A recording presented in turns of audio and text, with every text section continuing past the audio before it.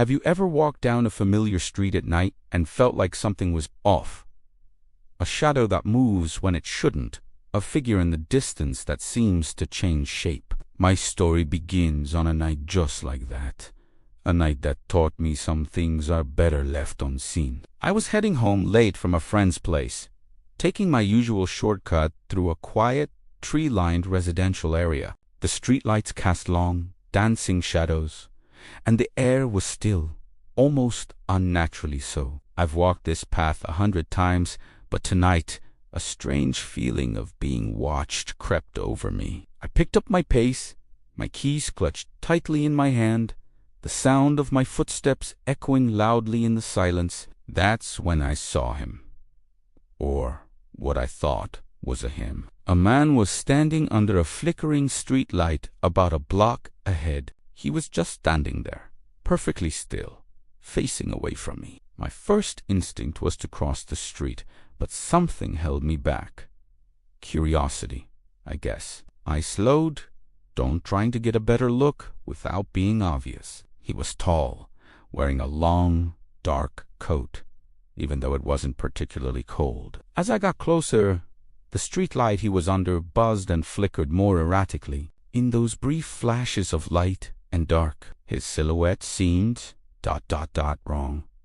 One moment, he looked broad-shouldered and imposing. The next, impossibly thin, almost skeletal. I blinked, rubbing my eyes. It had to be a trick of the light, the strobing effect of the faulty lamp playing with my perception. I told myself to just keep walking, mind my own business, but I couldn't look away. I was about 50 feet away when he finally moved.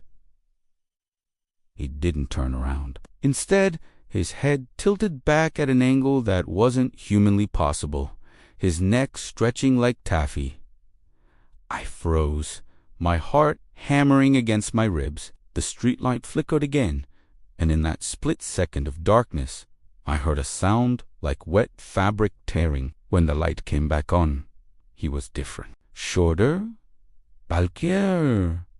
The long coat was gone, replaced by what looked like a tattered hoodie. My mind was screaming at me to run, but my feet were glued to the pavement. It was like watching a nightmare unfold in real time. The figure began to walk, but its gait was a grotesque, lurching shuffle. One leg seemed longer than the other, causing it to drag itself forward with an unsettling, jerky motion. With every step, its form seemed to ripple and shift. Their shoulders would broaden, then shrink. The torso would elongate, then compress. It was like watching clay being molded by an unseen, malicious hand. I finally broke out of my trance and scrambled behind a large oak tree, my breath catching in my throat. I peeked around the trunk, my mind refusing to accept what my eyes were seeing. The thing was closer now, directly under the next streetlight. It stopped,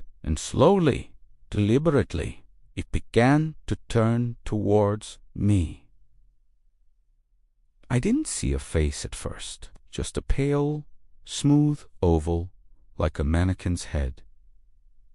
But then it began to change. 2 dark holes sunk into the surface like thumbprints pressed into dough. A long, thin slit opened beneath them, stretching impossibly wide into a silent scream. The form was still shifting, convulsing. I saw an arm stretch out, the fingers elongating into thin, sharp points before retracting back into a stubby, fleshy appendage. It was searching. I knew with a certainty that chilled me to the bone that it was searching for me. It knew I was there.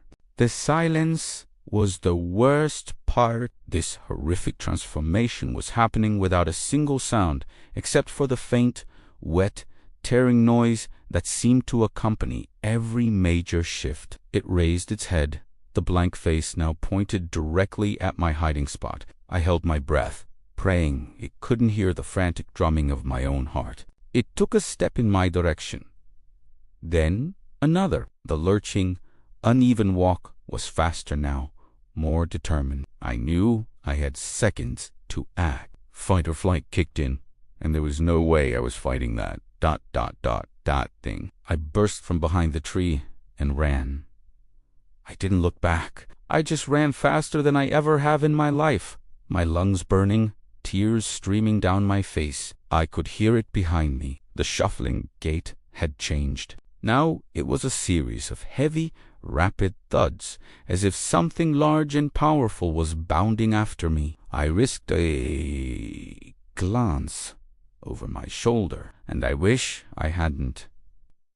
The thing was no longer biting. It was on all fours, galloping down the street like a monstrous hound. Its body was a fluid, shifting mass of shadow, its form constantly changing as it moved. One moment it resembled a giant wolf, the next a distorted, multi-limbed insect. The only constant was the pale, featureless face, now contorted in that silent, gaping scream. I ran for the main road, for the lights, for other people. The sound of its pursuit was terrifyingly close.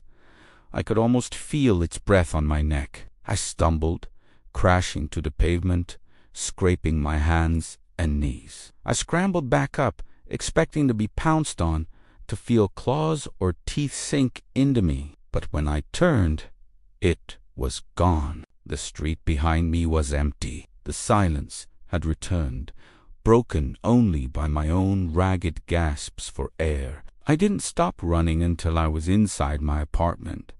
The door locked, deadbolted, and a chair wedged under the handle. I sat on the floor, shaking for what felt like hours, replaying the impossible scene over and over in my mind.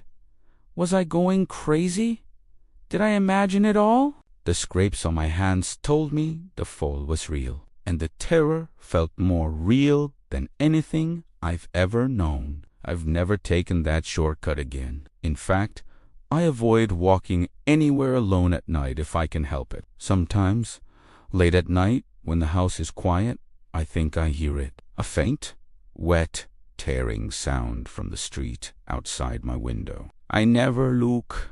I've learned that some things that haunt our streets are not ghosts or spirits. There's something else entirely, something that can wear any face, any form, and once you've seen them, you can never unsee them. So next time you're walking home at night and you see a strange figure in the distance, don't get curious.